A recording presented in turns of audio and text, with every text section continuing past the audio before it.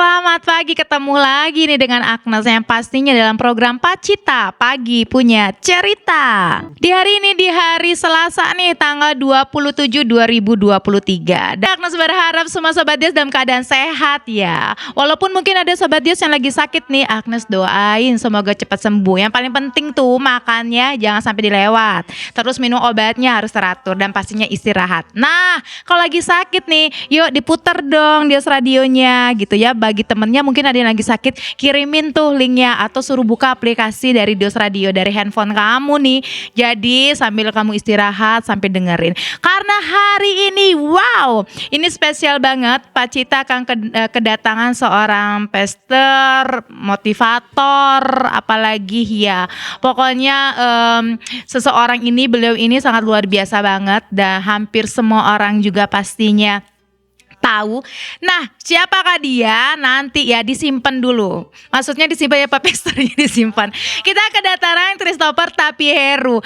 Ntar Agnes mau nanya sih sama Pastor ini, kenapa ini kan sepertinya kalau orang ada yang ngomong Christopher Tapieru. Jadi namanya itu Christopher atau Heru. Dan hari ini di Pacita spesial kedatangan tamu yang luar biasa. Nah, tadi Agnes sudah spill nih di segmen yang sebelumnya nih Sobat Dios ya.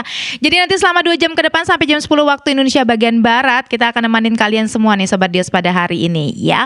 Nah, sebelumnya nih bagi Sobat Dios yang ingin ntar tanya-tanya, ngobrol, nelpon juga boleh. Tinggal catat aja nomornya di 0813 8722 7274. Agnes ulangin ya, 081387227274. Jadi bagi Sobat Dios mungkin ada pertanyaan atau pengen ngobrol nih, Agnes nggak nutupin sih, pengen ngobrolnya sesuai dengan tema yang kita bahas hari ini atau pengen curhat juga boleh, terserah. Pokoknya hari ini di Pacita bebas merdeka.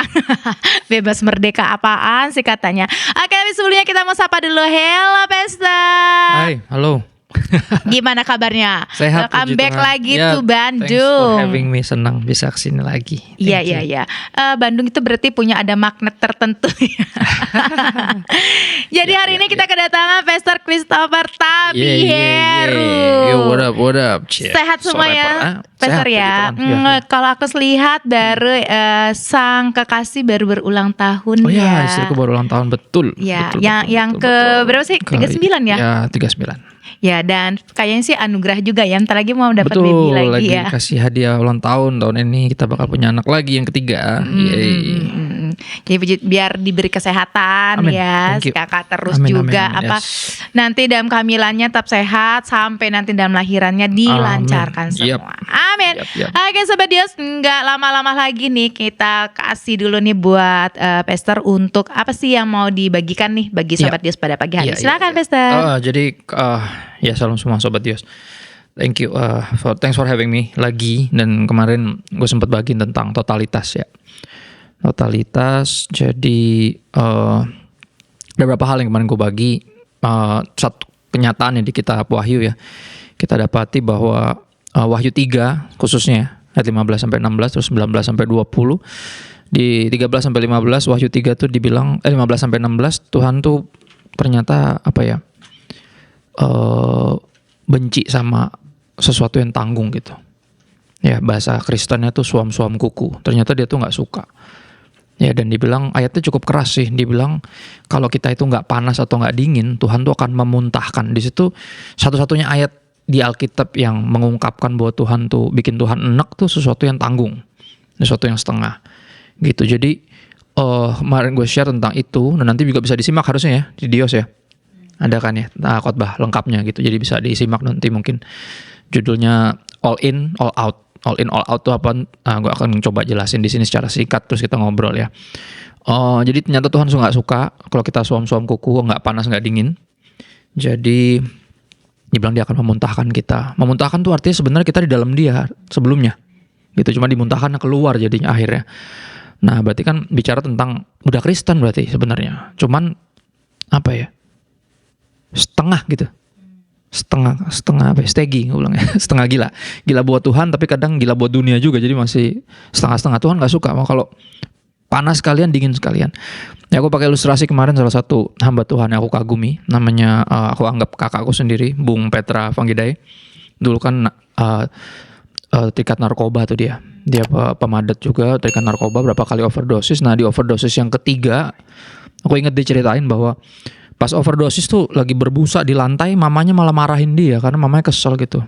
Dia udah Kristen, tapi masih setengah, jadi masih pakai narkoba. Akhirnya di overdosis ketiga itu malah dimarahin sama mamanya. Terus mamanya bilang gini, kamu tuh makanya kalau ikut Tuhan tuh ikut Tuhan sungguh-sungguh, kalau ikut setan sungguh-sungguh, jangan tanggung katanya. Tapi kata-kata itu justru yang membekas di hatinya, sampai bikin dia habis itu benar-benar rehab, terus sekolah Alkitab, benar-benar segitu seriusnya, dan menjadikan dia hamba Tuhan yang sekarang gitu. Pada akhirnya emang kita harus pilih lah. Kita tuh mau ikut siapa gitu. Mau ikut Tuhan ya sungguh-sungguh, jangan tanggung. Tapi kalau nggak mau ikut Tuhan ya udah gitu loh, jangan tanggung juga, jangan setengah ikut setengah enggak, berasa ikut tapi sebenarnya enggak gitu. Ya. Dan itu yang aku bagiin semalam tentang itu. Terus di ayat 19 sampai 20 dari Wahyu 3 justru Tuhan bilang kalau kamu tuh saya tegur gini. Ini kedengaran keras gitu ya buat kita ya. Bahwa Tuhan akan memuntahkan kita kalau kita setengah-setengah. Dan ini sebuah kebenaran yang keras mungkin, tapi di ayat 19 dibilang barang siapa aku kasih itu ku tegur, kata Tuhan. Justru saya omelin kamu nih, saya tegur kamu keras karena kamu tuh saya sayang sama kamu. Gitu, makanya kalau ditegur Tuhan, relakan hatimu dan bertobatlah. Terus dia bilang di situ aku mengetuk di depan pintu.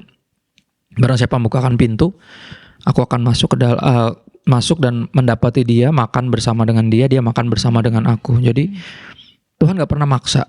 Ya berkaitan dengan totalitas ini, Tuhan gak pernah maksa kita untuk ini, cuman dia mau kejelasan aja gitu loh di antara kita. Jadi lu mau ikut gua apa enggak gitu. Lu mau bertuhankan saya atau mau menyembah berhala gitu. Pilih satu, jangan gak jelas gitu posisinya. Ya kita semua gak ada yang suka ya digantungin. Ya gak sih, bahasa hubungannya kan digantungin ya. Makanya ada lagu-lagu seperti mau dibawa kemana hubungan kita misalnya. Itu kan berbicara ketidakjelasan gitu loh. Tuhan gak suka yang gak jelas, tapi dia gak maksa, dia ngetok pintu.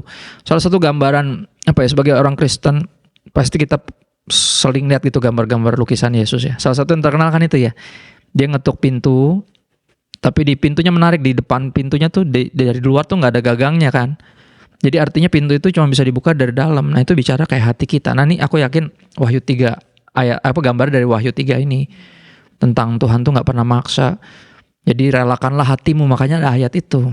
Harus dari kedalaman kita sendiri menyadari, iya ya, gue mesti gak boleh setengah-setengah nih. Ya gue mesti pilih nih mau ikut Tuhan atau enggak gitu. Jadi relakan hatimu dan bertobatlah. Jadi kemarin aku bagiin itu, terus tentang kenapa all in baru bisa all out. All in bicara pengenalan yang penuh. Karena gini, kalau kita gak kenal siapa Yesus, kita gak akan all out bagi dia. Ya, aku bikin quotes kemarin di 2 hari lalu lah, aku posting di timeline aku, nanti teman-teman bisa lihat lagi mungkin kapan pun denger ini ya. Aku tulis kalau gini, lu gak akan melakukan apa-apa buat Yesus kalau dia bukan siapa-siapa buat lo. Gitu loh. Ini terlalu banyak orang Kristen, udah Kristen ya, yang menganggap Yesus cuma sebagai juru selamat. Jadi yang dia cari cuma selamat. Nah ciri-ciri orang kayak gini tuh ketika diajakin mau lebih serius gitu ya, terlibat di pelayanan atau ikut persekutuan yang lebih intens gitu, pasti kayak udahlah gak usah gitu-gitu amat. Iya. Kan yang penting gue udah percaya. Kan yang penting gue udah pasti selamat gitu. Jadi yang dicari cuma selamat doang. Jadi ketika mau diajak buat total, buat all out tuh gak bisa, karena dia gak all in sungguh-sungguh. Karena mengenal Kristus cuman sebagai juru selamat. Padahal pengenalan yang dalam harusnya membawa kita mengenal dia sampai dia itu adalah raja kita. Yep. Ya, kalau dia raja kita, nggak mungkin kita nggak mengabdi sama dia. Iya, benar. Ya dong. Cuma kalau dia cuma juru selamat, ya sangat mungkin kita cuma nyari selamat doang. Kalau dia cuma penyembuh, sangat mungkin kita cuma nyari sembuh doang. Kalau udah sembuh ya pergi lagi gitu. Makanya rekan pelayananku, Pastor Raguel Lewi selalu bilang gereja nggak boleh dipandang sebagai rumah sakit. Kalau dipandang sebagai rumah sakit, cuman pas sakit doang dicari. Dia datang pas sakit, pas sembuh pergi. Nggak boleh gitu. Jadi harus pengenalan tuh harus dalam. Jadi aku kemarin juga share tentang berbicara tentang pengenalan dari Yohanes 4 ya, perempuan Samaria itu. Dia itu hidupnya berubah dalam beberapa jam loh, karena Kristus memperkenalkan diri kepada perempuan ini. Ya, pertama datang Yesus minta minum, ya kan, tuh perempuan lagi ngambil air, tiba-tiba Yesus bilang, kalau kau minum air ini kamu tuh bakal haus lagi. Saya punya air yang kalau kau minum Kamu bukan hanya nggak akan haus lagi, tapi kamu akan seperti mata air yang justru jadi memberi minum orang banyak gitu. Yep. Perempuan ini bingung nih, orang gimana sih orang minta air tapi dia punya air gitu. Ngapain minta air kan gitu. Basically Yesus mau ngomongin tentang kekosongan jiwa perempuan ini. Yep. Yang coba dia isi dengan laki-laki. Dengan pasangan hidup. Yeah. Ya mungkin siapa yang gila-gila pasangan hidup gitu, yang jomblo kayaknya buat dia neraka gitu. Jadi pengen in relationship kan itu sorganya. Yeah. Juru selamatnya pasti kan pasangan hidup ya. Yeah. Itu kan sorga dan neraka dan juru selamat palsu. Maksudnya pasangan hidup bukan segalanya. Makanya habis itu Yesus bilang, coba panggil suamimu ke sini. Karena itu dia coba isi kekosongan jiwanya yang bikin dia rasa secara rohani, secara kehidupan tuh haus terus gitu. Padahal udah pernah punya hubungan, bahkan hubungan yang terakhir ini dia nggak jomblo sebenarnya di situ. Cuman yang terakhir bukan suaminya juga gitu loh. Jadi itu yang Yesus maksud. Ya, kalau minum air ini lo haus lagi. Nah dari situ dia disadarkan bahwa oh iya, pencarian duniawi itu pasti sampai di level tertentu tuh ya udah gitu aja gitu rasanya. Terus habis itu ketika dia disuruh panggil suaminya kan ketahuan kan ternyata bukan suaminya juga. Tiba-tiba dia mengalihkan perbincangan kan. Dia bilang, oh kalau kalian orang Yahudi ibadahnya di sana, kalau kita ibadahnya di gunung ini. Tiba-tiba nggak nyambung, kayak tiba-tiba lagi ngobrol Ngeles. Iya, ketembak dosanya gitu ya, atau pergumulan apa, ngeles ngomongin tentang gereja. Oh kalau kamu kan gereja di sana, kalau saya gereja di sini dong. Apa urusannya maksudnya? Nah itulah yang terjadi ya. Kerap kali kita berpikir gue juga gereja kok gitu. Gue juga percaya Yesus kok gitu, walaupun nggak total, begitu kan? Makanya masih hidup dalam dosa kan. Makanya dia ambil air sumur tuh kan siang-siang, karena kalau keluar pagi-pagi bisa kelar sama ibu-ibu yang lain. Maksudnya suaminya aja mungkin salah satunya lagi berhubungan sama dia, maksudnya pelakor. Nah di situ dia tiba-tiba coba ngeles dengan gereja di sini gitu. Dan akhirnya Yesus ngomong tentang satu ayat itu ya, tentang akan tiba waktunya bahwa penyembah benar akan menyembah Bapa dalam roh dan kebenaran. Bukan di gunung ini atau di gunung itu. Jadi emang penyembahan atau bahkan di level kita nih kalau ngomong totalitas pengabdian, itu tuh bukan bicara tentang di mana atau gimana, tapi siapa, kepada siapa kita mengabdi. Ya makanya Yesus bilang gitu kan, kalian itu menyembah yang kalian gak kenal. Problemnya di situ. Karena kita gak kenal sungguh-sungguh siapa yang kita sembah nih. Jadi kita gak menyembahnya sungguh-sungguh. Kita cuma jadiin dia semacam jin lampu yang kita deketin, kita cari untuk dapat permintaan buat kita. Gitu loh. Kita gak mengenal sungguh-sungguh. Perempuan ini jawabnya menarik. Dia bilang gini, oh saya tahu Mesias, nanti akan datang Mesias. Oh teologinya bagus loh. Dia bukan cuma ke gereja, teologinya bagus, tapi hidupnya dalam dosa. Ya artinya gak total kan gitu. Masih setengah-setengah. Dia bilang nanti akan datang Mesias yang akan memperkenalkan kepada kami siapa yang kami sembah. Gitu. Terus teologi bagus tuh, berarti bener kan? Emang itu salah satu karya Mesias kan juga itu. Dan Yesus bilang, aku yang sedang berbicara dengan kamu. Maksudnya saya bukan hanya Mesias, tapi saya Tuhan yang lagi memperkenalkan diri kepadamu. Nah dari situ tiba-tiba karena dia mengenal Yesus secara keseluruhan, di Alkitab mencatat dia tuh langsung pergi keliling kota itu, ceritain ke orang-orang, terus bawa banyak orang ke Yesus. Sampai di akhir hari dia bawa satu kota ke Yesus. Gila. Dari hidup buat diri sendiri, cuma nyari minum, ya kan, lagi dalam hubungan yang is complicated, ya kan, lagi walaupun religius, walaupun teologinya bagus, sampai tiba-tiba mengenal Tuhan dan sampai total all out buat tarik banyak jiwa kepada Yesus. Dan saya percaya itu yang terjadi. Aku percaya kalau kita mengenal Yesus sungguh-sungguh, that's what happens. Makanya aku semalam juga kutip ini ya, Yesaya 9 ayat 5 ya.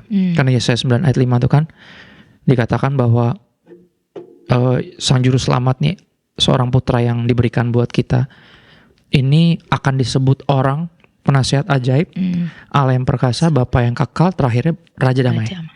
Dan itu berbicara tentang pengenalan tuh.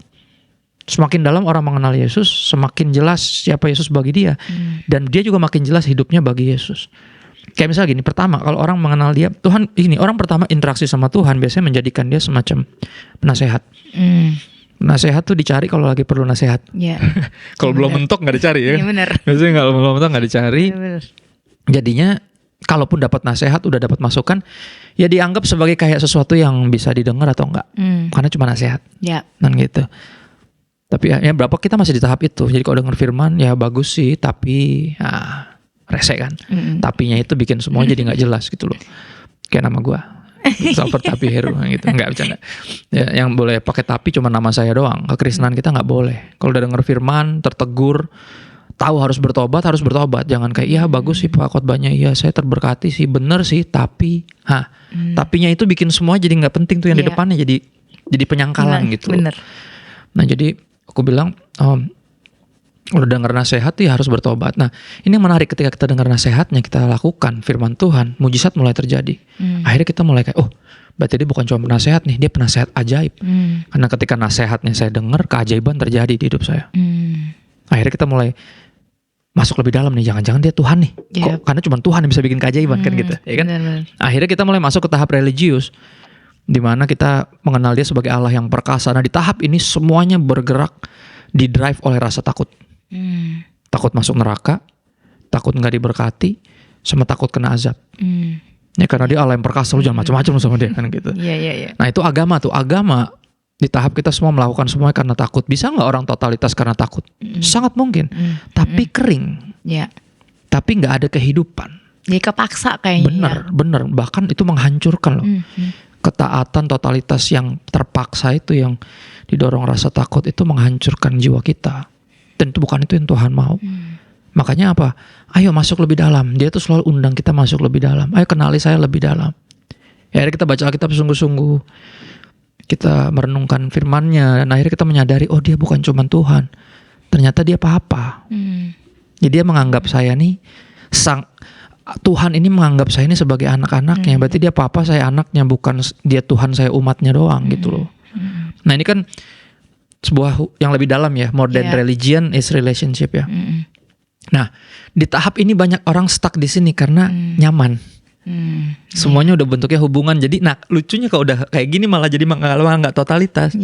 Apa-apa jadi alasannya kayak seolah dimengerti, karena ya papa tahulah aku sibuk gitu. Papa tahulah aku juga sebenarnya pengen, tapi gimana dong gitu. Jadi lebih akhirnya malah loose. Nah di tahap ini banyak kali pendeta atau gembala atau mentor tergoda untuk balik ke tahap agama lagi, biar dia takut dan totalitas lagi. Tapi gini, pengenalan kan harusnya tambah dalam, bukan mundur. Kalau udah relationship jangan mundur ke religion, gitu loh. Ya dong. Harusnya maju, masuk lebih dalam. Nah ternyata ketika masuk lebih dalam lagi, ya totalitas kita baru benar ketika kita mengenal dia sebagai Raja Damai. Ya ketika Kristus Raja, baru ada kedamaian dalam hidup kita. Karena apa? Di kitab Yakobus dibilang orang yang mendua hati gak akan pernah tenang dalam hidupnya. Gak ada kedamaian. Ya, jadi ternyata himbauan, perintah untuk gak setengah-setengah ini sebenarnya buat kebaikan kita juga kok.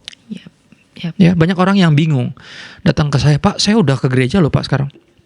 Saya dekat Komsel, saya udah mulai pelayanan, tapi kok ada rasa gak tenang ya Pak. Saya bingung kenapa ya. Kalau dulu saya nggak tenang karena saya masih bikin dosa, hidup masih belum ikut Tuhan lah. Tapi sekarang udah ikut Tuhan kok masih nggak tenang. Oh saya langsung tebak aja, berarti jangan-jangan Anda mendua hati. Saya bukan menghakimi, tapi firman Tuhan bilang orang yang mendua hati itu nggak akan tenang dalam hidupnya. Jadi apa yang Anda mendua dalam hal apa? Ya kadang ada yang gitu, ada yang masih punya dosa-dosa favorit gitu, yang masih disimpan karena cuman gini doang apa sih gitu, nggak ngerugiin siapa-siapa kok. Ya ada hobi-hobi favorit yang masih sebenarnya hobi-hobi yang nggak banget, kayak ngegibah misalnya. Ini kan ngomongin orang, maksudnya ngomongin orang itu kan enak ya, sebuah daging, tapi kan nggak berguna buat jiwa kita. Terus ya bikin kita jadi bukan tambah bener, malah tambah jahat, tambah nyinyir, tambah satir gitu-gitu. Dan itu kan bukan itu yang Tuhan mau. Akhirnya ada hal-hal yang kita masih kompromikan, yang bikin kita belum all out, belum totalitas. Makanya masih nggak tenang. Makanya dibilang, ayo masuk lebih dalam, kenal dia sebagai Raja Damai. Karena ketika Kristus Raja, ada kedamaian dalam diri kita, karena dia nih segalanya. Kita tuh mengabdi sama dia doang, gak ada dua tuan gitu loh. Ya kita antara pengabdi Tuhan atau pengabdi mantan kan, itu pilihan aja. Gak bisa mengabdi dua kan. Yesus bilang kita gak bisa mengabdi kedua tuan kan. Atau pengabdi santan misalnya. Ada beberapa orang gak boleh makan santan, masih makan juga kan gitu. Jadi nggak bisa, kita harus pilih gitu maksudnya. Nah makanya pengenalan akan Tuhan tuh harus dalam, sampai di level kita menyadari, oh dia nih raja. Nah kalau dia raja, berarti kita memposisikan diri kita sebagai hamba-hambanya. Makanya aku kutip kemarin Kolose 3 ayat 23-24. Apapun yang kita kerjakan dengan segenap hati, karena kita bikinnya atau all out, karena kita bikinnya ini buat Tuhan, bukan buat manusia. Dan karena dari Dia kita akan terima bagian sebagai upah. Kristus itu Tuhan, Lord, King, Raja. Kita adalah hamba-hambanya. Nah, kalau pengenalan akan Kristus udah benar, udah all in, kita pasti all out. Betul. Ya, dan all out juga bicara gini, totalitas kan bicara 100% ya. Nah, aku kemarin juga kutip, sempat aku sentil juga kecenderungan manusia untuk anggap yang berbau pelayanan tuh lebih utama daripada yang kehidupan sehari-hari. Padahal gini, kalau kita pelayanan di gereja 100% tapi di rumah kita 50%, berarti nggak totalitas dong. Totalitas kan berbicara seluruh aspek hidup kita. Betul. Itu artinya totalitas. Nah, aku kemarin kutip itu. Karena Kolose 3 ayat 23-24 kan juga rangkuman dari Kolose mulai ayat 17, yang di 18 ngomongin tentang suami istri. Kan istri yang totalitas, yang ikut Tuhan tuh seperti apa? Oh, dia tunduk sama suaminya. Suami yang Kristen yang totalitas sama Yesus tuh, mengasihi istri dan gak kasar sama dia. Apapun yang terjadi. Ada hubungan anak sama orang tua di keluarga. Anak yang all out sama Tuhan tuh gak cuma jago kebaktian di gereja, tapi juga jadi anak yang berbakti di rumah kan gitu, yang taat orang tua dalam Tuhan kan gitu. Karena mau menyenangkan Tuhan. Nah, terus sama orang tua juga gitu, khususnya di ayat itu bicara tentang para ayah. Nah, banyak kali para ayah yang problematik. Ya, jangan sakiti hati anakmu, supaya hati jangan tawar, hargai dia sebagai manusia seutuhnya, walaupun masih kecil, ya walaupun masih naif karena masih muda misalnya, masih sotoy gitu ya. Tapi jangan, hargai dia juga manusia yang seutuhnya. Jangan pikir, oh kok lu kan gue bapak lu, dengerin gue. Jangan gitu-gitu, tuh ngerusak hati, ya bikin hatinya pahit, tawar dan susah. Kalau udah tawar nggak bisa dituin lagi, dipulihinnya sulit gitu. Jadi himbauan buat para bapak, tapi aku kemarin kasih contoh buat para ibu, karena aku dengar kisahnya gitu. Maksudnya ada satu orang anak nih masih SD gitu, kelas 2 apa kelas 3. Dia tuh nabung gitu. Jadi setiap kali lagi makan di sekolah nggak makan, gurunya sampai nanya, kamu kenapa nggak makan? Nggak ada uang ya? Ada sih, tapi aku tabung. Buat apa? Nanti aku makan di rumah aja. Buat apa? Oh, aku lagi, namanya anak kecil kan suka cerita ya. Aku lagi nabung mau beli baju tidur gitu. Hah? Emang kamu nggak punya baju tidur? Punya sih, cuma belum dicuci sama si mama gitu. Ya, aku kemarin bahas tentang itu. Akhirnya, wah ya udahlah gitu. Nah, akhirnya tibalah waktu ambil rapot. Kembali gurunya nanya, ini mamanya mana? Kok nggak diambil gitu? Mama kamu nggak ambil? Iya, aku ambil sendiri. Si mama sibuk, dia lagi melakukan perkara yang besar kan gitu. Dari kemarin sesibuk itu. Gurunya sampai nanya, mama kamu tuh ngapain sih? Iya, dia jagain Indonesia katanya. Jadi dia apa ya? Saudaranya Guardians of Galaxy, dia Guardians of Indonesia gitu. Nyata mama itu pendoa. Pendoa gitu, di menara doa nggak pulang-pulang gitu. Itu kan rasanya kalau dalam pelayanan kayak totalitas ya. Kita bisa kagum, tapi dalam kehidupan yang nyata gitu, itu bukan totalitas. Kenapa? Anaknya terbengkalai. Ya, dan ini yang mesti kita anggap serius gitu loh. Jangan sampai kita mikir yang totalitas tuh artinya dalam pelayanan doang. Kita harus memandang seluruh hidup kita sebagai pelayanan loh. Kalau nggak total. Karena totalitas bicara always give 100 in everything that we do. Makanya ayatnya bilang apapun yang kamu lakukan. Ya, ayat berikutnya tentang hubungan para karyawan sama atasannya, sama bosnya. Ya. Karena takut Tuhan gitu loh.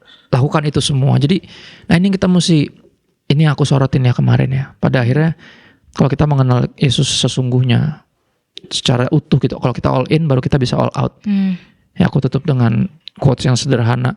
Kalau ya kita nggak akan melakukan apa-apa buat Yesus kalau Yesus bukan siapa-siapa buat kita.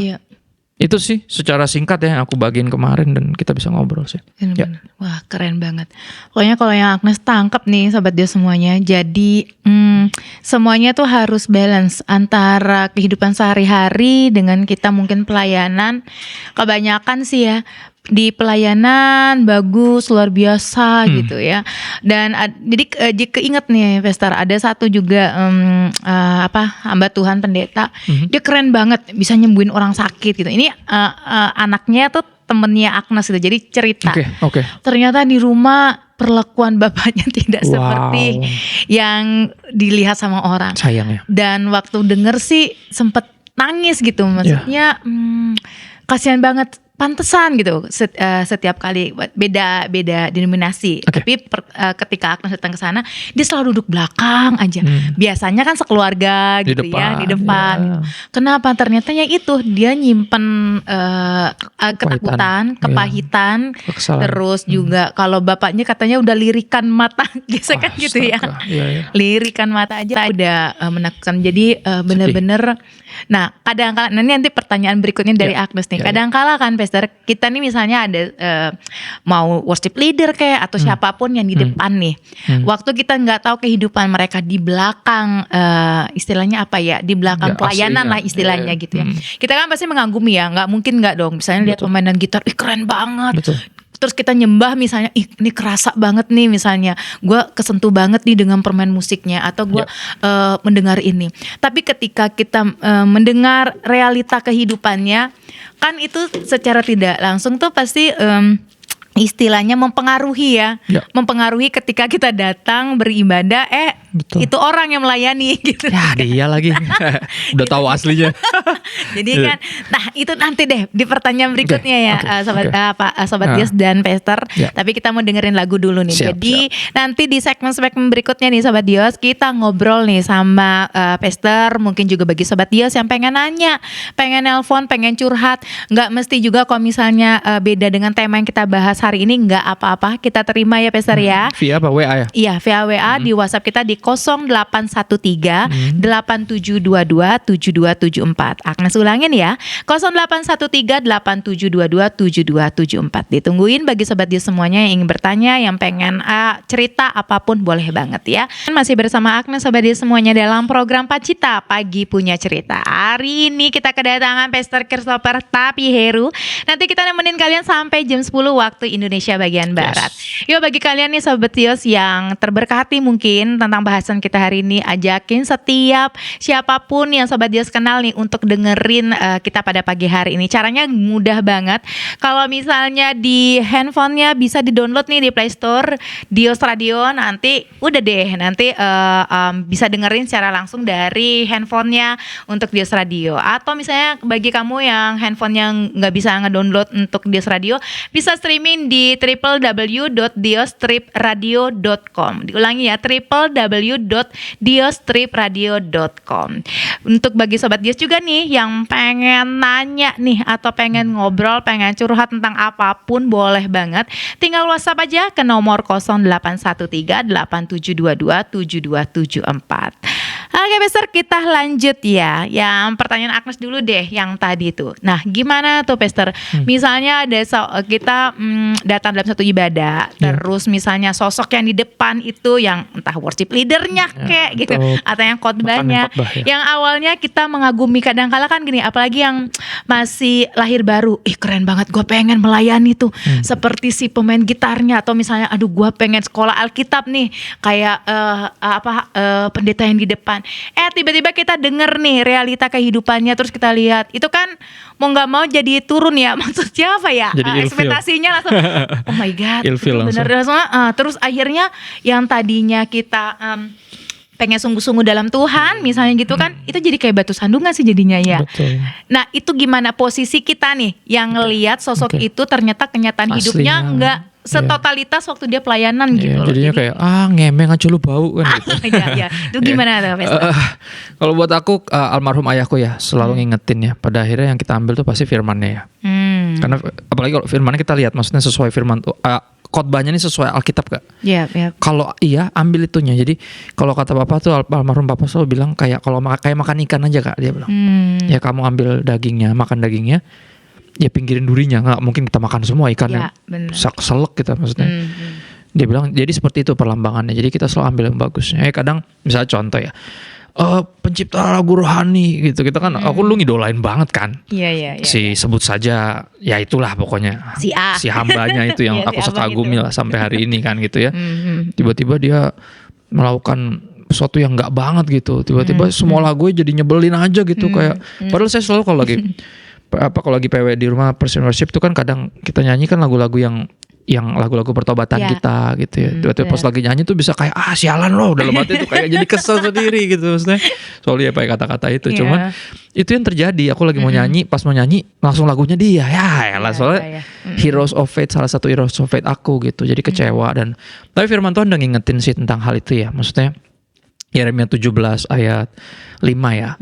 Terkutuklah orang yang mengandalkan manusia, mengandalkan kekuatannya sendiri, terus yang hatinya menjauh dari Tuhan. Ya. Jadi ketika kita menjauh dari Tuhan karena manusia, jadi terkutuk, kan rugi ya. Maksudnya gini, Tuhan rindu memberkati kita. Kita malah ngejauhin dia. Iya. Artinya kita kan menjadikan diri kita bukan dikutuk, tapi terkutuk. Iya. Ya dong.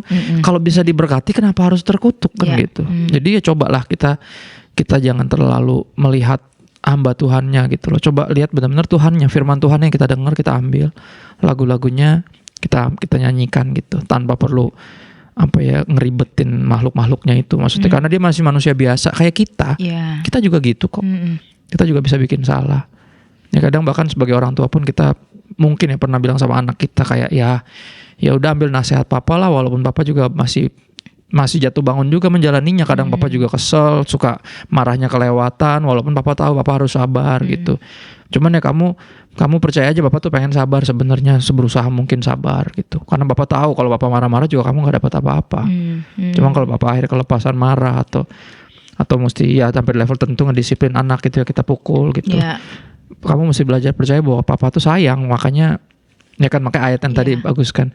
Barang siapa aku kasih, ku tegur dan ku hajar. Iya. Yuk, diajar dan dihajar. Itu Dihajar. karena berasal dari hati yang sama-sama, hati yang sayang. Dan kalau kita udah nangkap hatinya, istilahnya kalau dengar pendeta itu ya kita ambil khotbahnya lah, intinya dari yang dia bagikan atau pujian penyembahannya dia lead, entah terus urusan dia pura-pura, urusan dia lah. Tapi at least kita nggak pura-pura gitu. Iya. Cuman kadang kita pura-pura, Iya. jadi pura-pura tabah padahal kesel gitu. Iya, Karena ngeliat orangnya. Iya. Iya. Terus kan jadi kadang-kadang jadi prasangka dong. Jadi misalnya nih dia Ini bener gak sih khotbahnya? Yang jadi gitu. Padahal bener atau nggak khotbah kan dari Alkitab iya, kan. betul. Bukan dari hidupnya dia. Gitu. Cuman ya kasihan kalau dia menggembalakan ya. Sulit loh untuk digembalakan sama yang seperti itu. Iya. Orang selalu sering nanya, terus gimana dong kak kalau itu gembala saya gitu. Ya kalau lu bener-bener gak kuat pindah. Kan masih banyak gereja yang lain. Iya. Jadi jangan dengan sengaja memposisikan diri di satu gereja yang gembalanya nggak menghidupi yang dia khotbahkan atas nama habis gerejanya enak, gitu musiknya bagus atau fasilitasnya oke, kadang aku dijemput, gitu ngerti kan? Ya lu nyari fasilitas sih, maksudnya kita kan nggak nyari fasilitas, kita kan ikut Yesus nggak nyari kenyamanan, kita nyari pertumbuhan. Iya. Dan ketika Tuhan pengen kita bertumbuh kan ada satu quotes bagus ya, dia bilang if God wants you to grow, He will make you uncomfortable. Iya. Ya, karena nggak ada yang bertumbuh di zona nyaman. Betul. Ya, Benar. jadi kalau Tuhan mau kita bertumbuh, dia pasti akan bikin kita nggak nyaman. Betul. Jadi buat aku, tapi dalam posisi ini ya, ketika kita udah susah ya untuk bisa respect sama gembalanya. Gembala kan seorang yang mestinya menghidupi apa yang dia khotbahkan, sehingga kita bisa bukan cuma dengerin khotbahnya, kita bisa ngeliatin hidupnya, sehingga kita punya teladan untuk dicontohin. Cuman kalau nggak dapat sosok itu, aku rasa nggak ada yang salah kok untuk pindah. Cari yang nggak usah yang gede-gede, pendeta yang nggak usah yang kayak bombastis, tapi yang hidupnya lurus gitu, yang sayang istri, hadir buat anak-anaknya, yang dihormatin sama, ya kan syarat penilik jemaat kan di Alkitab kan gitu ya, syarat mimpin jemaat dan penilik jemaat, suami dari satu istri, terus dihormatin sama anak-anaknya, yang gitu, yang hidupnya tuh bisa jadi contoh lah. Mungkin orangnya bukan yang sakti mandraguna gitu ya, biasa-biasa aja, cuman at least dia hidupin apa yang dia khotbahin. Saranku itu sih, jadi jangan terlalu ribet lah. Kayak gereja cuma di situ doang, maksudnya pendeta kan juga banyak ya. Iya, benar. Jadi pokoknya intinya perhatiin aja apa yang beliau sampaikan nih Sobat Dias ya, jangan dilihat orangnya. Ya kalau misalnya yang nggak bisa lihat ya pakai kacamata hitam. Ya makanya denger radio lah, kan nggak kelihatan orangnya. Ya kan caranya kan itu kan, solusinya kan dengerin suaranya aja, nggak usah liatin orangnya. Makanya denger radio ya. Benar-benar. Oke, kita ada pertanyaan berikutnya lagi nih, Bester ya. Ada yang masuk nih. Katanya nih, Kak, aku mau nanya nih katanya, bagaimana cara kita mengatasi kebekuan hati? Kebekuan. Nah, kadang kita lagi semangat-semangatnya buat Tuhan, tapi tiba-tiba hati kita makin lama ngerasa beku lagi. Jadi dari nggak beku, semangat, beku lagi ya, Iya. Benar-benar dari Yang pertama harus dicari tahu adalah apa yang membuat hati kita beku. Kadang orang suka gitu, suka baper tapi nggak bisa jelasin perasaannya. Iya. Kayak perempuan lagi dapet, Iya, bener. nggak jelas gitu, kesel aja gitu. Nggak tahu, aku kesel aja. Oh lagi dapet ya, iya, nggak gitu kan. Kalau kita udah tahu ada kebekuan hati, kalau bahasa tadi, nah yang membekukan hati kita ini apa? Kita mesti cari tahu. Ya segenap jujur gitu ya, bertanya, introspeksi, coba tahu apa yang bikin gue beku ya. Mungkin gue kecewa sama mentor misalnya atau apa. Iya. Ya gue kecewa sama hamba Tuhan ini. Mungkin pas gue tuh khotbahnya bagus, pas di DM kok ngomongnya gini misalnya ya contoh ya. Nah makanya kita mesti coba cari apa yang bikin kita beku. Nah yang beku itu kita atasi. Gimana caranya? Kalau perlu bantuan, sangat disarankan cari bantuan gitu loh. Kadang kita nggak bisa, udah pasti jarang kita bisa nolong diri kita sendiri lah. Makanya kita perlunya komunitas kan, karena kita nggak sendiri. Ada yang nolongin kita, ada yang bantuin kita untuk unfreeze ya. Atau ice breaking lah minimal. Ice breaking kan hatinya beku. Kadang perlu ice breaker ya, dari teman-teman, dari komunitas, dari best friends ya gitu, sharing lah maksudnya. Kan apa yang bikin beku, dan aku yakin dari ngobrol gitu kadang kerap kali justru banyak masukan yang bisa berarti buat kita mengatasi kebekuan itu. Itu sih yang mesti dicari tahu ya sebenarnya. Cari tahu alasannya kenapa. Terus juga cari orang yang tepat kayaknya ya. Iya, dan juga coba ngelihat, maksudnya kita ini sama Tuhan stuck. Kadang pengenalan kita akan Tuhan stuck. Kenapa? Karena pendeta yang kita dengar dia doang. Jadi dia khotbah gitu-gitu terus, maksudnya nggak ada revelations, nggak ada yang baru-baru gitu, ngerti kan? Jadi kayak ini mah gue udah tahu kayak gitu loh. Ya nggak apa-apa, coba mulai denger yang lain, cari yang lain yang lebih, mungkin lebih panjang khotbahnya. Misalnya khotbahnya kan pendek-pendek tuh, yang khotbahnya oke, saya langsung bagiin valuesnya aja 30 menit. Ya mungkin kita perlu dengar khotbah yang sejam kali, atau yang sejam setengah gitu. Ya kan kalau di AOC media kan lain-lain tuh khotbahnya ada 2 jam, ada yang berapa. Nah kadang hati yang beku ya perlu dipanasin lebih lama. Jadi kadang khotbah yang lebih panjang diperluin. Coba deh sekali-sekali, jangan coba gue gak kuat denger khotbah. Coba lu kuatin, jangan-jangan itu yang bikin lu beku, karena lu dengernya yang segitu-segitu terus. Jangan-jangan sekarang udah waktunya beranjak dari happy meal ke makanan orang gede gitu lah. Ngerti ya? Iya. Biar gak beku. Kadang-kadang kebuntuan atau kekeringan atau stuck tuh karena konsumsinya itu doang gitu. Ini kalau bahasa orang makan tuh bosan makanannya itu doang, ngerti ya? Bahasa itu seperti itulah. Berarti ada hal-hal juga bisa nih buat yang tanya yang tadi, pokoknya cari tahu dulu kenapa bisa beku nih. Betul. Terus juga bisa cari orang yang tepat untuk bisa berbagi cerita. Terus yang tadi misalnya biasanya denger khotbahnya yang sebentar, nah coba yang lebih panjang lebih gitu. panjang. Bener. Oke, berikutnya nih Kak. Nah, bagaimana supaya kita bertotalitas dalam tindakan kasih? Tindakan kasih ya dengan mengingat ya 1 Yohanes 4:19. 19 sorry. Kita mengasihi karena Tuhan lebih dulu mengasihi kita. Ya. Totalitas kita dalam mengasihi akan sangat ditentukan dari kesadaran akan betapa besar cintanya Tuhan yang diberikan ke kita. Benar-benar. Itu idenya. Ya kasarnya bahasa terima kasih. Kita terima, terus kita kasih. Cinta besar yang kita terima adalah cinta besar yang kita berikan. Nah kalau kita cuma mau nerima gede, ngasihnya kecil, berarti nggak tahu terima kasih. Iya, benar-benar. Balik ke situ sih, ke situ lagi. Rasa syukur kita atau kesadaran. Ya kayak misalnya aku pernah bikin quotes gitu ya. Yang menerima agape itu kan unconditional love ya, cinta yang tanpa syarat dari Tuhan. Nggak bisa terus-terusan EGP. EGP tuh emang gue pikirin. Iya. Nah, agape dan EGP itu kan agak rima ya, agak nyambung. Jadi kalau kita dikasih tanpa pamrih, pasti kita akan mampu mengasihi tanpa syarat. Kalau kita dikasih tanpa syarat, kita akan mampu mengasihi tanpa pamrih. Itu. Iya. Jadi kembali lagi tentang kita dengan Tuhan sih, baru kita bisa praktekin itu dengan pengenalan akan Dia dan cintanya tuh sebesar apa sih? Bisa. Karena begitu besar. Oke. Kalau karena begitu besar cintanya ke kita, kenapa cinta kita ke orang kok nggak gede. Jangan-jangan kita yang nggak tahu terima kasih gitu, cuman suka nerima nggak suka ngasih. Iya.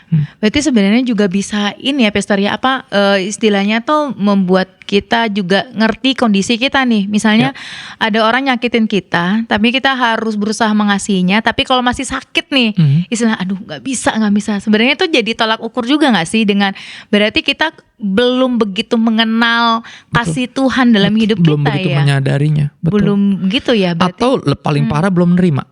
Bener. Cuman most of the times aku dapati mayoritas itu ya cuman suka nerima nggak suka ngasih, itu aja. Ya, jadi makanya membuat kita jadi hubungan dengan orang juga kayaknya Jadi gimana? agak Karena hubungan sama Tuhan juga setengah, nggak total gitu. Iya, berarti ini bisa jadi pembelajaran juga sama Exactly, kalau betul. kita misalnya masih sakit buat ngasihin orang nyakitin kita, harus mikir. Kita lupa kita menyakiti Tuhan, kan kita kerap kali menyakiti hati Tuhan, dan Dia memutuskan justru untuk malah menyembuhkan kita. Itu yang menarik ya. Iya. Kita nyakitin Dia, Dia nyembuhin kita. Iya. Akhirnya bikin kita ketika disakitin orang, kita punya kecenderungan untuk menyembuhkan dia juga, Iya. memulihkan dia, mengobatin dia. Soalnya kadang gini ya, mayoritas orang yang melukai itu karena dia terluka lebih dulu. Ya kan? Iya. Ada quotes itu kan, pepatah bilang hurt people hurting people. Orang yang terluka pasti melukai orang. Nah makanya kadang ketika ada orang melukai kita jangan langsung marah. Coba minta matanya Tuhan atau hatinya Tuhan untuk ngelihat dia nih. Kenapa sih dia sampai segini harmful, segini berbahaya, segini cenderung melukai orang. Oh ternyata dia terluka gitu. Dan yang pasti perlu pertolongan. Dan aku percaya kita punya the cure ya. Kita punya obatnya. Kita punya cintanya Tuhan yang menyembuhkan kita. Dan kita bisa bagikan cinta yang sama dan berharap dia juga disembuhkan. Sehingga dia gak perlu melukai siapa-siapa lagi. Iya, benar. Jadi benar, terima kasih itu dulu nih Sobat Dios. Makanya kita baru nanti akan berikan lagi ke sekitar kita. Oke Sobat Dios, nanti kita sambung lagi di segmen berikutnya ya. Bagi Sobat Dios yang mau bertanya, boleh banget tinggal WhatsApp aja ke nomor 0813 8722 7274. Bagi Sobat Dios juga yang pengen bertanya melalui Instagram juga bisa. Tinggal di Dios Radio Voy, VOI, tulisannya disambung semua ya. Dan masih bersama Pastor Christopher Tapiheru. Kita lanjut lagi ya Pastor ya, ada beberapa yang udah masuk juga nih, pengen nanya nih. Shalom katanya. Nah saya jiwa baru. Nah catat nih Pastor. Ya. Halo Kak, halo. Hai. Saya jiwa baru nih katanya. Pernah mengalami penolakan dari mama saya dari kecil. Karena mama cenderung sayang ke adik-adik. Cowok saya, adik-adik cowok saya. Sampai akhirnya di usia 33 tahun ditemukan oleh Tuhan Yesus dan mengikut Dia. Sekarang saat mama saya jatuh sakit, anak-anak lain yang selama ini disayang gak ada yang mau merawat. Hanya saya yang dimampukan untuk merawat mama. Pastor, tolong beri saya pencerahan supaya mampu berjalan dalam pengampunan. Jadi istilahnya dia disakiti sama mamanya, taunya anak-anak yang disayang nggak ada yang ngerawat mamanya lagi sakit, taunya dia nih yang ngerawat. Betul. Ya mungkin selama ngerawat kekecewaan kan mungkin susah aja gue yang ribet gitu. Paling dimulai dari meyakinkan diri bahwa kamu tidak seperti anak-anak yang lain. Dan mestinya emang disayang, ya itu sesuatu yang kamu udah sadari lah ya. Normalnya anak tuh kan disayang secara rata ya. Nggak ada yang lebih disayang. Jadi gini, pengampunan itu sesuatu yang sebuah keputusan. Untuk kita ngampunin, maafin atau enggak itu sebuah keputusan, bukan sebuah proses. Tapi luka, akibat dilukai, untuk sembuh itu perlu proses. Ya. Dan jadi putuskan aja, kalau kamu udah ngampunin mama. Itu keputusan. Tapi lukanya tadi kamu jadi ingat-ingat, aduh kok yang lain disayang, gen yang disayang tuh mana buktinya, nggak ada semua, jadi gue kan gitu. Sekarang jadi gue yang ribet. Nah, ketika kita udah mengampuni seseorang, berarti kita udah mengingatkan diri kita bahwa dia ini worthy to be loved. Makanya kita mengampuni dia. Mengampuni itu membangkitkan jadi dilayakan bahasanya. Kayak kita diampuni sama Tuhan, juga dilayakan sama Tuhan.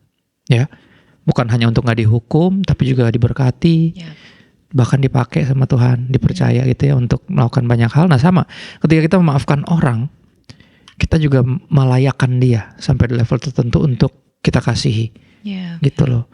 Ya minimal kalau kita nggak ngerasa dia layak dikasih, minimal kita sadar bahwa dia perlu dikasih. Karena semua orang pasti perlu dikasih. Ya kan, everyone needs love, needs to be loved. Nah dari sana, ketika kita udah lepaskan pengampunan dengan sengaja kita udah ambil keputusan mengampuni. Nah sekarang proses luka kita. Luka kita yang selama ini mungkin kita dilukai. Nah dalam proses penyembuhan luka itu ada tahap yang sangat menyebalkan, yaitu ketika dia udah bahasa Ibraninya tuh koreng. Gak bisa, tadi bukan bahasa Ibrani. Koreng tuh gatel ya biasanya. Itu bahasa anak-anak saya waktu dulu. Korengan pergi-pergi. Iya, korengan tuh gatel. Maksudnya korengan tuh gatel. Korengan tuh ketika luka tuh udah mulai kering. Cuman dia belum sepenuhnya sembuh. Nah ketika gatal itu sangat tergoda untuk ngegaruk lagi gitu. Bahasanya tuh gini, ketika kita udah mulai bisa memaafkan, udah mulai ngejain, pas kita lagi gini kita mulai repot ngeliat yang lain gak ngapa-ngapain, tuh kita tergoda untuk ingat-ingat lagi gitu. Ya, bener betapa sih. menyebalkannya ini orang-orang ini. Tuh yang lu sayang tuh gitu. Nah itu namanya memberi makan daging. Rasul Paulus bilang kepada jemaat di mana namanya Galatia, di Galatia 5, barang siapa di dalam Kristus tuh menyalipkan daging dengan segala keinginannya, hawa nafsunya. Jadi daging tuh jangan dikasih makan. Ketika ada godaan untuk garuk korengnya, jangan digaruk. Karena kalau digaruk nanti dia kebuka luka lagi, lama lagi sembuhnya gitu. Ya, jadi ketika ada hitung-hitungan di kepala kita, kayak nggak layak nih sebenarnya dia diginiin. Tuh lihat tuh anak-anak itu tuh, lu salah tuh mengasihi, lu salah lu pilih kasihin mereka. Sekarang gue yang rawat lu kan. Nah ketika ada kata-kata itu, ada rasa-rasa untuk mulai hitung-hitungan, coba deh inget. Ya maksudnya bicara layak tidak layak, sebenarnya kita juga nggak layak untuk diampuni sama Tuhan. Alih-alih diberkati, ya kan, mestinya dihukum. Tapi Tuhan bukan hanya mengampuni, Dia memberkati kita. Dan ketika kita mulai hitung-hitung kelayakan seseorang, dia layak apa enggak, coba deh kita berhenti sejenak, terus coba mengingat kita layak apa enggak. Nah kalau Tuhan sebelum kita layak dia udah mengampuni kita, hal yang sama yang kita lakukan. Balik ke yang tadi, terima kasih tadi. Pengampunan dan kelayakan yang kita terima dari Tuhan, kita dilayakan adalah pengampunan yang sama, dan kita juga melayakan orang yang sama yang kita ampunin nih. Seperti Tuhan melakukan hal yang sama ke kita. Selalu balik ke situ sih. Ya kalau kita nggak melakukannya dengan memandang Tuhan ya, susah. Iya, benar. Kalau kita mandang orangnya pasti nggak bisa. Makanya apa? Pandang Yesus aja, ada lagu lama bilang gitu. Pandang terus padanya, jangan menoleh jalan lain, jangan pandang salah orang lain, pandang saja Yesus. Lagu lama. Tapi saya suka. Ya, almarhum saya selalu bilang, udah pokoknya lihat Yesus aja. Kalau ngeliat manusia pasti kecewa, lihat Tuhan aja, Tuhan gak pernah ngecewain kita. Lakukanlah karena Tuhan. Ayat tema bulan ini kan. Lakukanlah apapun, lakukanlah dengan segenap hati seperti untuk Tuhan, bukan untuk manusia. Kalau kita lakukan untuk Tuhan pasti kita bisa. Kalau lakukan untuk manusia biasanya susah. Iya, benar. Itu sih paling.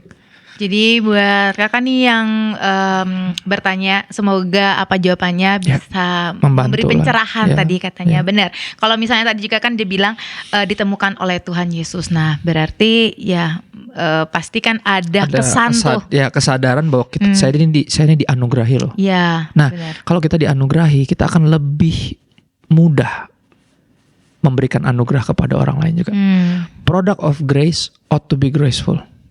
Betul. Ya, product of grace, produk kasih karunia harusnya penuh kasih karunia. Iya, betul gitu banget. Ya.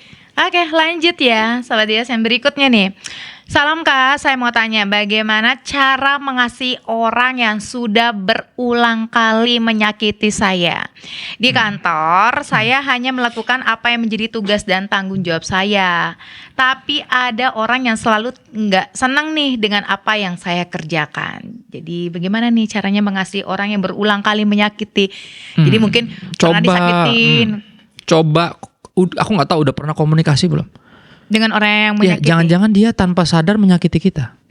Itu kan namanya kurang komunikasi. Maksudnya dalam kerjaan kantor tuh kan salah satu yang penting itu kan makanya ada rapat koordinasi, ada meeting, ada outing, ada refreshing. Itu kan biar ada teamwork dimulai dari komunikasi. Kadang komunikasinya mungkin buruk, mungkin dia nggak tahu dia melukai kita. Jadi makanya dia melukai terus. Iya benar. Ya Ada dong. orang yang kayak gitu sih. Apalagi tempat kerja kan. Iya. Tapi kalau kita udah pernah ngomong, dia jadi kayak oh gitu, sorry gue nggak tahu iya. gitu. Maksudnya gue pikir lu fine aja, ternyata lu nggak suka. Sorry gue nggak ada maksud sebenarnya. Nah coba deh, aku nggak tahu udah pernah ngomong atau belum. Cuma kalau udah pernah ngomong dia emang gitu terus, ya udah emang orangnya seperti itu.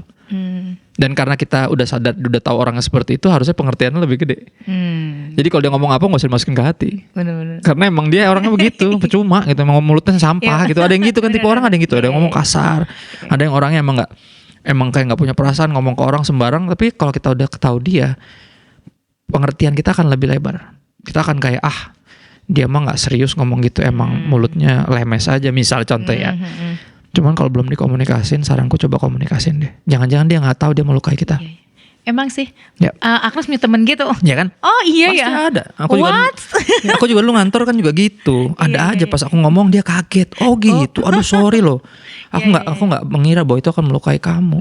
Thank you ya udah let me know. Nah abis itu lebih berbeda. Ya. Karena dia udah tahu bahwa itu ternyata nggak gitu doang, gitu banget ternyata buat gue. Iya. Itu sih. Iya, oke. Jadi itu ya jawabannya ya Kak ya. Dari Michelle tadi namanya itu, Yes. Pester. Oke, lanjut seterusnya nih. Yang selanjutnya, Kak aku mau tanya, salah nggak ya kalau aku jaga jarak sama orang yang menyakiti aku? Ini banyak yang tersakiti kayaknya. Iya. Terus ada lanjut nih, Yap. Pester. Aku mau mengampuni dia, tapi aku belum bisa menjangkau orang itu karena ya orang itu juga menghindari aku katanya. Dan karena aku juga takut, karena aku masih ngerasain sakit hati.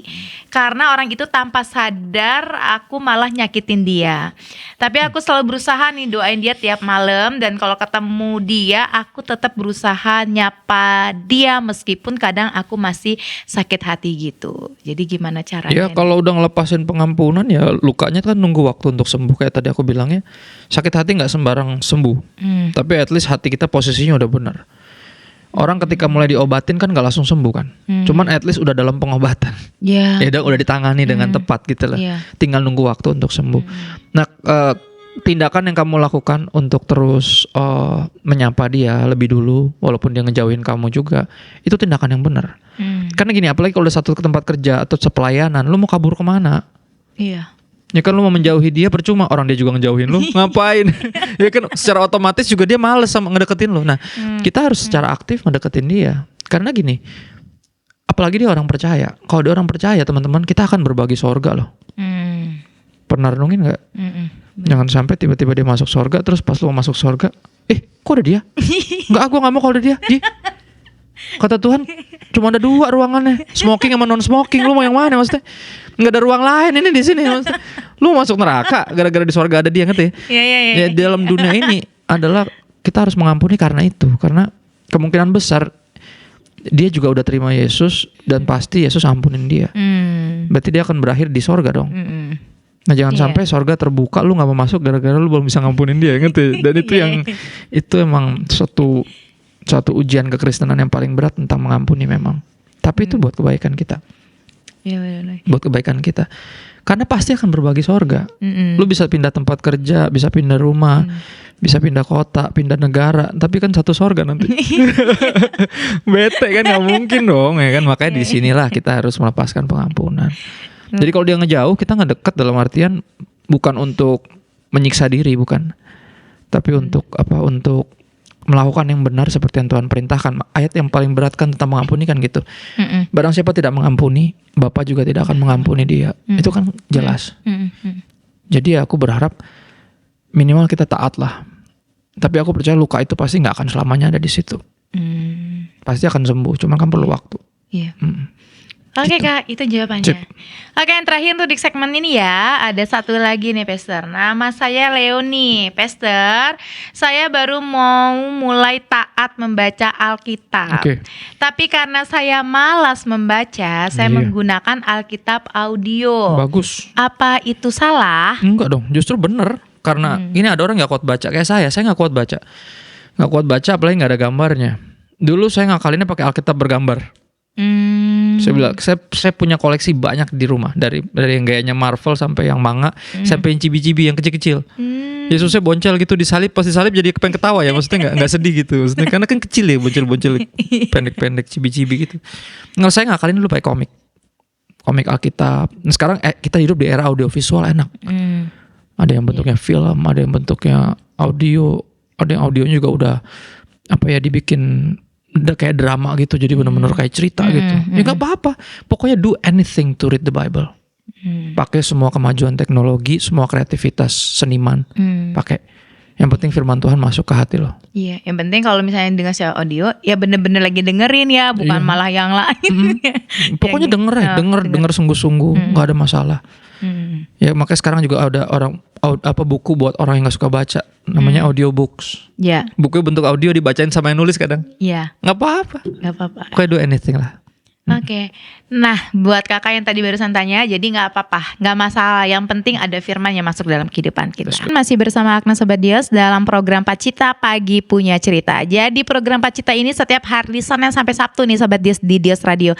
Dimulai dari jam 8 pagi sampai jam 10 waktu Indonesia bagian Barat.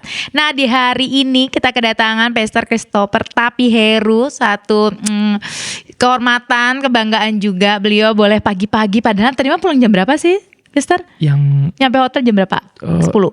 Nyampe sebenarnya jam 10, cuman ada yang ajak ngobrol. Ada anak teman-teman dari youth gereja di sini di Bandung. Sampai jam 11 lewat lah kita di situ. Iya. Baru masuk kamar jam 11-an lewat. Jam 11-an. Jadi pulang istirahat, pagi-pagi udah ke Dios lagi. Iya dong. Berarti ntar langsung balik lagi ya? Langsung pulang ke rumah ya. Lagi. Pelayanan pasti udah padat merayap ya. Oke, kalau gitu Sobat Dios, kita masuk ke pertanyaan yang berikutnya nih. Ada yang lagi nih tentang sahabat nih sekarang Sobat Dios. Bagaimana totalitas pengabdian kepada sahabat? Nah, ini pengabdian kepada, tadi kita bicarain pengabdian kepada Tuhan. Lu tinggal pilih mau sama Tuhan atau mau Satan tadi kan. Nah, ini gimana caranya dalam kehidupan kita? Kan ini kita hidup bersosial. Gimana totalitas pengabdian nih kepada sahabat? Ya, kalau di Kolose 3 itu diwakilkan dengan hubungan antara tuan dan karyawan. Bos sama karyawan. Karena gini, persahabatan itu hubungan yang didasarkan oleh kepentingan. Ya, namanya itu filia. Filia itu berasal dari kata suka. Kayak I love basketball. Saya bukan cinta basket, tapi saya suka. Suka sama cinta kan dua makhluk yang berbeda. Cinta itu kan berbau asmara. Enggak dong, enggak ada yang cinta sama bola basket kan. Aneh ya. Pasti, maksudnya dia pasti suka main basket gitu. Nah, sama persahabatan itu berdasarkan rasa suka. Artinya cocok apa enggak? Cocok-cocokan. Kalau biasanya kita ada kepentingan yang sama, misalnya suka sama-sama kita ini teman sesama BTS Army misalnya contoh ya. Sama-sama Army kan gitu. Jadi sama-sama suka BTS. Teman sekolah, sama-sama sekolah di sekolah yang sama. Atau teman kantor, sama-sama kantor di situ. Teman band, sama-sama ngeband. Pokoknya pasti ada persamaannya. Ya, jadi totalitasnya itu sebatas persamaannya masih ada. Kalau udah nggak ada persamaan, tiba-tiba misalnya misalnya ada orang yang tiba-tiba berubah, ya kan? Ya misalnya kita sama-sama Army, tiba-tiba dia udah nggak suka lagi sama BTS karena kecewa sama salah satu anggotanya. Mungkin pas lagi datang one day ke Indonesia gitu, terus dia di bandara tiba-tiba ditepak gitu misalnya mau minta tanda tangan misalnya, terus dia kecewa nih, pahit banget, terus nggak mau jadi Army. Ya kita susah, pasti kan pertemanan kita berdasarkan kesukaan yang sama. Kalau dia udah nggak suka ya susah, pasti secara natural persahabatannya akan berakhir. Gitu. Nah, makanya yang paling unik adalah ketika Tuhan menganggap kita sebagai sahabatnya. Nah, itu unik tuh. Iya ya. Karena dia pun untuk menganggap kita sebagai sahabatnya, dia harus membuat berbagai persamaan. Iya. Ya kan? Dia Tuhan jadi manusia. Biar jadi sama-sama manusia. Tidak mengenal dosa dijadikan dosa, supaya kita bisa dibenarkan oleh Allah. Jadi salah satu misteri dalam jenis kasih yang namanya filia itu adalah untuk Tuhan menganggap kita sahabatnya tuh dia sampai menjadi sama dengan kita. Gitu, dan itu harus dimengerti karena persahabatan itu berbicara tentang persamaan. Persamaan minat, ketertarikan. Kalau nggak ada minat ketertarikan yang sama, ya harus di let go. Kayak misalnya contoh, teman kuliah kalau udah lulus Iya. Ya udah Udah. punya hidup sendiri tapi nanti paling reuni. Iya. Ya kan? Tapi kan kita nggak bisa paksain. Ayo dong, kita kan lu deket pas kuliah loh. Life has seasons. Sekarang saya udah pindah kota. Lu nggak bisa paksain gue tuh tiap hari teleponan kayak dulu. Gue udah married sekarang. Ya kan? Atau gue udah jadian sama orang lain. Kita misalnya kadang ada sahabat kan yang cewek sama cowok. Kan nggak mungkin dong. Iya. Udah punya suami atau punya istri tiba-tiba masih sahabatan dengan cara yang aneh juga pasti suami istri kan terganggu lah. Apalagi lawan jenis gitu. Nah, harus dimengerti bahwa hidup punya musim dan persahabatan itu berdasarkan persamaan ketertarikan. Kalau persamaan itu udah nggak ada, sangat mungkin untuk persahabatan itu berakhir. Jadi pengabdiannya jangan nggak seketat suami istri, nggak seketat anak orang tua. Sahabat ya udah, that's it. Jadi tetap kalau misalnya mau sama sahabatnya ya itu tadi ya, seleranya sama. Kalau yang satu udah nggak suka nongkrong nih maksa-maksa biasanya kan. Lu gimana sih? Iya. Lu gimana sih udah nggak asik deh dulu. Lu lupa kita kan teman baik. Dulu kita bisa jalan bareng ya orang hidup punya musim. Sekarang gue udah punya keluarga, nggak mungkin dong gue nongkrong sama lu gitu sampai malam, karaoke. Ya gue punya anak, gimana anak gue masa gue cuekin? Bener-bener. Jadi itu jawabannya Ada ya. musimnya ya. Ada musimnya. Jadi untuk totalitas pengabdian sama sahabat tergantung musimnya berarti ya, Wester ya. Kalau misalnya masa kuliah, kalau kuliah kan banyak nongkrong ya perasaan.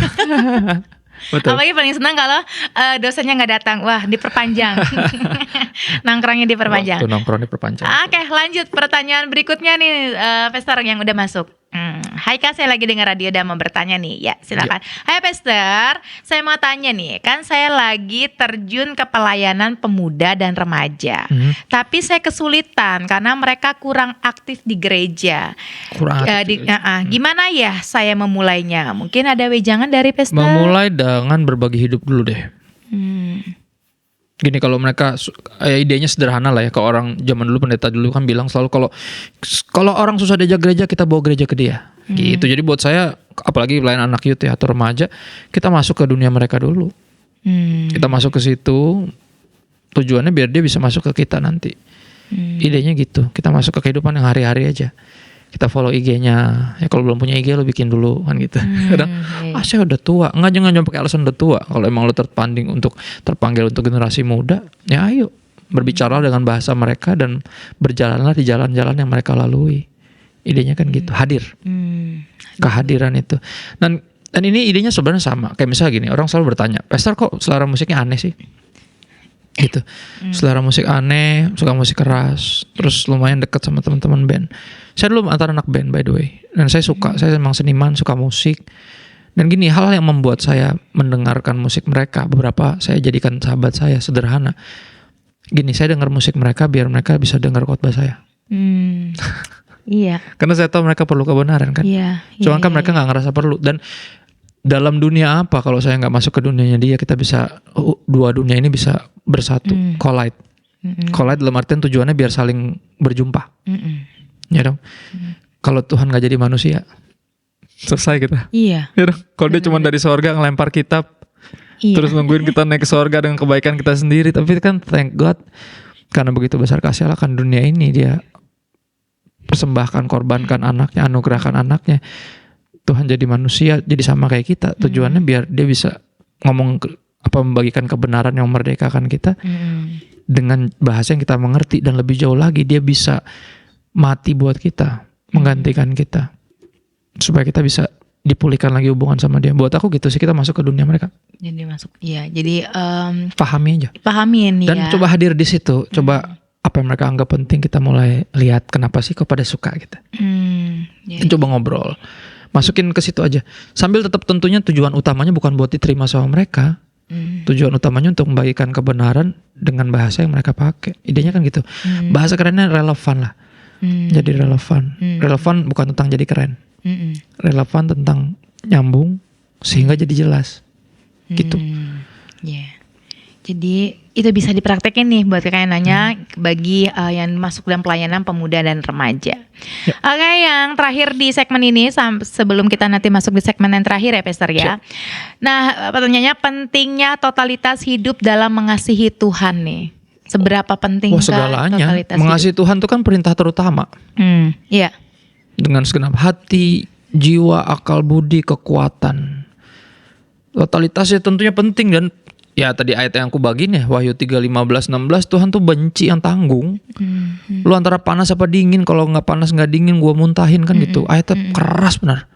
Tapi di 19:20 dia bilang, barang siapa aku kasih ku tegur dan ku hajar. Jadi relakan hatimu, bertobatlah.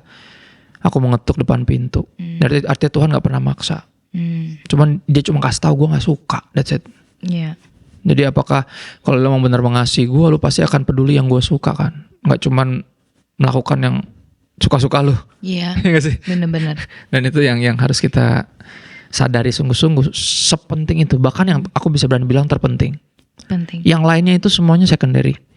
Ya kan, kasihlah Tuhan Allahmu dengan segenapmu, baru yang nggak kalah penting dengan itu. Artinya apa? Bukan dalam artian bukan nggak penting, nggak kalah penting, tapi bukan yang terpenting.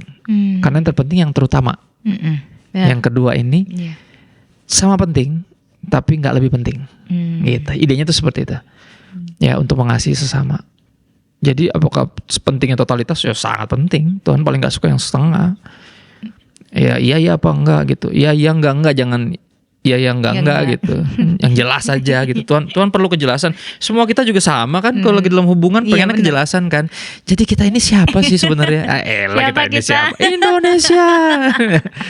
Iya benar-benar. Oke, pertanyaannya untuk di segmen ini nanti kita udah sampai di segmen terakhir nanti Sobat Dios ya. Jadi bagi Sobat Dios yang masih mau bertanya, masih dibuka untuk ya paling mungkin 2 pertanyaan lagi nanti. Sebelum tutup juga pasti ada kata-kata mutiara. Itu angkatan Agnes dulu sih. Suka ngisi buku. Kalau sekarang quotes sekali kerennya kan kata-kata mutiara. Pernah gak sih Pastor masuk masa itu? Masih lah. Tulis ya kan. Nulis kata-kata mutiara. Semuanya hobi. Oke Sobat Dios semuanya, gak kerasa nih kita udah masuk di segmen yang terakhir pada hari ini bersama Pastor Christopher Tapiheru dan Agnes juga dalam program Pacita. Bagi Sobat Dios yang baru tahu tentang Dios Radio nih, boleh banget ntar besok-besok ini bisa dengerin lagi Dios Radio. Kamu cukup download aja di Play Store Dios Radio. Jadi kamu bisa dengerin Dios Radio melalui handphone kamu nih Sobat Dios. Jadi kapanpun, dimanapun kamu bisa dengerin Dios Radio. Dan karena Dios Radio adalah radio digital, jadi bisa sampai ke luar negeri juga nih.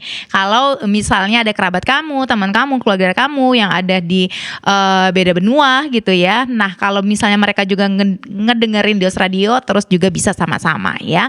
Nah, bagi kamu nih juga yang belum follow setiap platform media sosial dari Dios Radio, yuk silakan di-follow. Di Instagram, Facebooknya ada Dios Radio VOI, tulisannya disambung semua. Ada YouTube kita juga Dios Radio. Jadi kayak gini nih siaran hari ini, entar akan diposting juga di channel YouTube kita dengan nama Dios Radio. Nah kalau kamu misalnya diberkati bisa share tuh link YouTube-nya, dan jangan lupa juga di subscribe ya, di like juga pastinya. Nah untuk Sobat Dios juga ada lagi platform media sosial berikutnya, ada TikTok kita Dios Radio, dan yang terakhir Spotify kita ada The Voice of Inspiration by Dios Radio. Jadi buat Sobat Dios semuanya yang baru bergabung, yuk ajakin setiap rekan, keluarga, siapapun buat dengerin Dios Radio.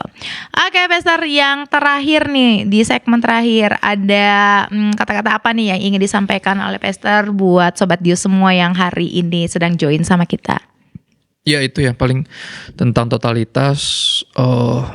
Ya siapa yang gak all in pasti gak bisa all out. Ya kalau kita gak sungguh-sungguh mengenal siapa yang kepadanya mestinya kita bertotalitas ya, kita gak akan sungguh totalitas sama dia gitu. Terus aku tutup juga dengan quotes yang aku buat kemarin ya, kalau kita gak bakal melakukan apa-apa buat Yesus kalau dia bukan siapa-siapa buat kita. Ya pertanyaannya selalu gitu, siapa Yesus buat kita? Kalau dia Tuhan, berarti kita mestinya mengabdi. Kalau dia cuma juru selamat, gak heran lu cuma nyari selamat doang.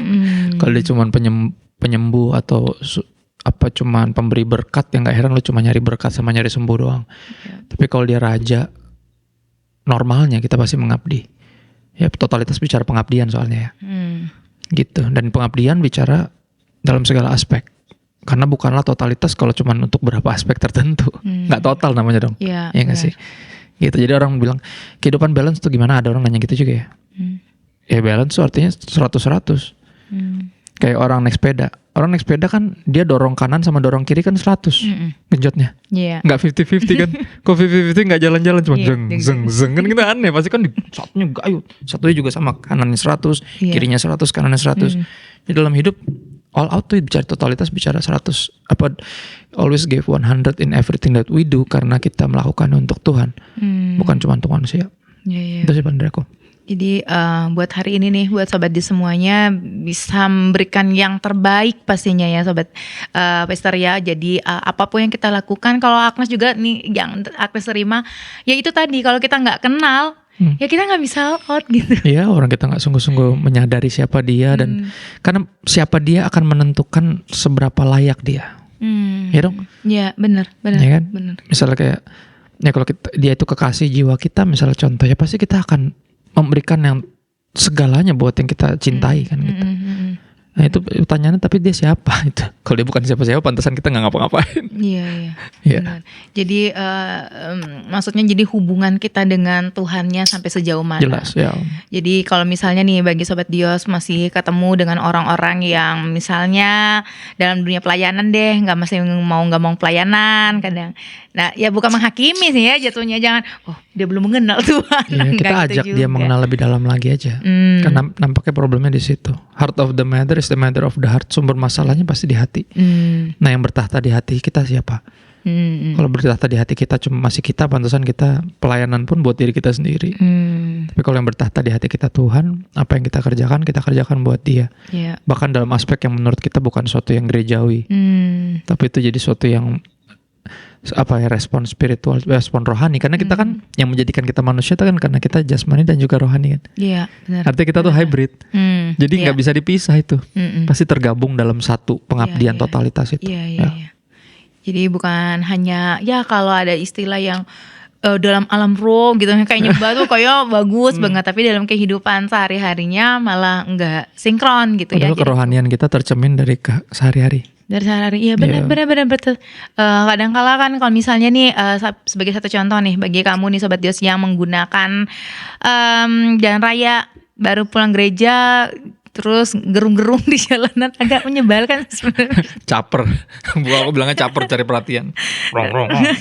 Jadi agak kesel juga sih kalau ketemu dengan apalagi kalau misalnya ketemu di jalan, itu orangnya saya kenal juga gitu. Lu tadi. Apalagi ya. Taunya nggak tertib di jalan. Oke sobat Dios, nggak terasa udah jam 10 nih.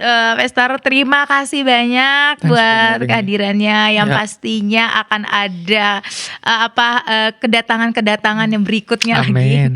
Trip berikutnya lagi. Tapi kapan-kapan diajak dong kalau Velia. Oh iya, ntar diatur deh. Bersama kalau lagi adik-adik liburan. semua. Sama lagi hamil gede sih lagi. Jadi prediksinya bulan apa tuh? Oktober. Doain aja. Between 1 sampai 17. Iya didoain. Kalau nggak salah cowok ya? Cowok lagi. Keren 3 terima seketir. Kayak dunia ini kurang cowok kan. Jadi saya dikasih anak cowok terus. Berarti ada next berikutnya ya, sambil bertemu dengan wanita. Ya kita lihat saja, tergantung ibunya yang hamilkan beliau ya, bukan saya. Tergantung ibunya. Oke sobat Dios semuanya, terima kasih banget udah join sama kita nih di pagi hari ini. Biarlah apapun yang udah kita sampaikan, terus juga mungkin ada sobat Dios yang udah bertanya, semuanya istilahnya terpuaskan nih dengan jawabannya. Yang pasti sebenarnya kalau misalnya kita dengar ini kan secara teorinya ya istilahnya begini, tapi dalam kehidupan prakteknya dicobain tuh. Kayak tadi soal pengampunan, dicobain, soal mengasihi, cobain. Firman Tuhan tuh powerful bukan cuma ketika dipercaya, tapi ketika dilakukan kita baru rasain kuasanya. Iya, benar-benar. Kalau dipercaya kita baru ngerti doang kuasanya, belum rasain. Iya. Makanya dilakukan biar bisa ngerasain kuasanya. Biar ngerasain benar. Dan pasti waktu kita lulus gitu kayak berkemenangan banget ya Pastor ya. Pasti kayak yes gitu banget. Oke, baik sobat Dios semuanya, terima kasih. Ada kata-kata lagi buat sobat Dios nih, Pastor, cukup ya? Ya cukup. Ya, mengucapin terima kasih buat perjalanan juga, biarlah sampai tujuan juga dengan selamat ya. Oke sobat Dios semuanya, terima kasih kalian udah dengerin. Ketemu lagi dengan Agnes besok di jam 8 waktu Indonesia bagian barat, waktu yang sama pastinya juga di program yang sama, yaitu Pacita Pagi Punya Cerita. Kalau gitu dari kawasan ITC Kosambi Blok H1 H2 Kota Bandung, di sini ada Agnes, Christopher Tapiheru. Kami pamit undur sobat Dios semuanya, dan bye bye, God bless you all.